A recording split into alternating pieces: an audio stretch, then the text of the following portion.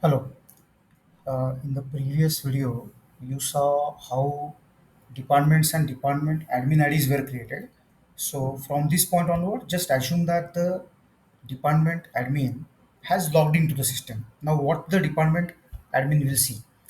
So the first screen that the department admin will be interested in is the like to manage the program. So, for example, BA in Japanese is the program. Now, you will see a series of screens in this video, so that could become a little bit overwhelming. But if you imagine how the things are going to get structured, then the screens will be seem quite obvious. Like for example, like for any program, like there will be batches. Like for example, 2022 to 2025, 2023 to 2026, and so on. So that is how like we need to have something called as batches. Then for every program there will be you need something to manage the program objectives for that program. Similarly, the program specific objectives for that program. So if you look at this in this way, then it seems quite obvious. So let's go through the screens quickly, but as long as you remember this relationship, that a program has a program objectives, these screens will feel quite obvious. So you can create a program, and just like the three that were shown in on the previous slide. Then you can manage the program objective for a particular program. You can manage program specific objectives for the program. You can manage batches for as I just explained. You can manage the students for like within a batch.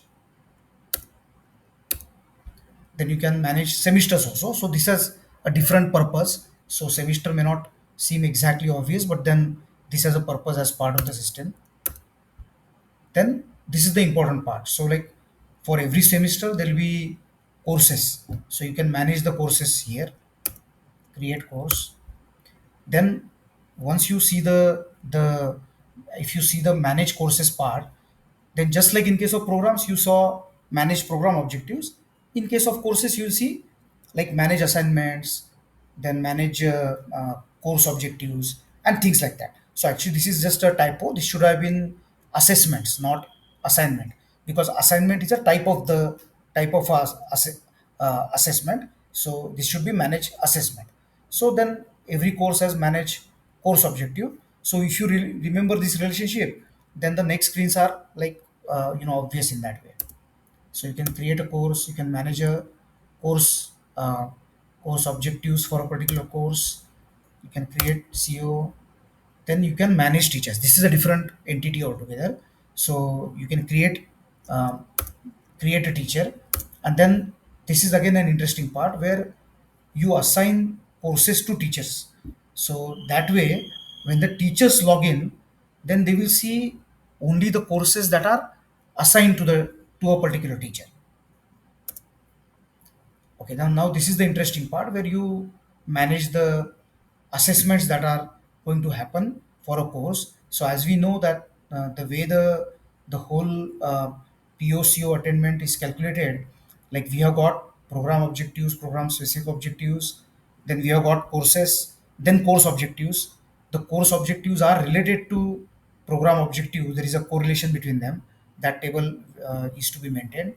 Then also for every course you have got assessments, and then as you will see soon that every assessment has questions that are that those questions have pointer to the course objective. So it is coming from top to the bottom and then way from bottom to top. So the question, every question is related to a course objective. Then the course objective and program objective, they are related, correlated. So their weightage will be entered, and we'll show that screen in one of the videos. That is one of the static data. then then you got the program objective. So the whole thing from bottom to top is like related. So this is what the admin or the department head is supposed to manage. And then for teachers the things will be relatively straightforward. Like they will just see the subjects that they are assigned to, and then ultimately they can logically reach to the test results part of it. So they will see the subject, they will see the assessments, and then they can manage those test results by looking at a data like this, because the student data is already entered, the objectives are, the questions are already entered, the the relationship between the question and the course objective is already clear. So this lightly graded out part is something that teachers don't need to touch. They only need to, to change whether the student is absent or present. And if the student is present, then they will need to enter the marks that the student has received for the for a particular question, and then this total will get calculated automatically.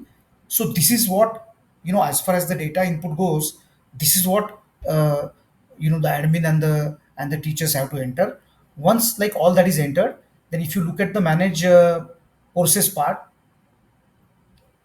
manage courses part, then only the department head or the admin can go and then generate the output document for this course. And the output document, we are not showing it in this presentation because it is going to be very close to the document that is currently manually generated.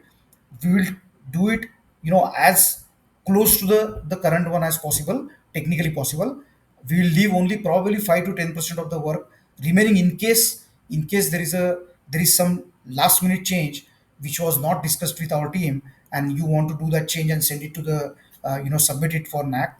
Then only those kind of changes will remain. So other than that, everything will be created automatically. Thank you so much.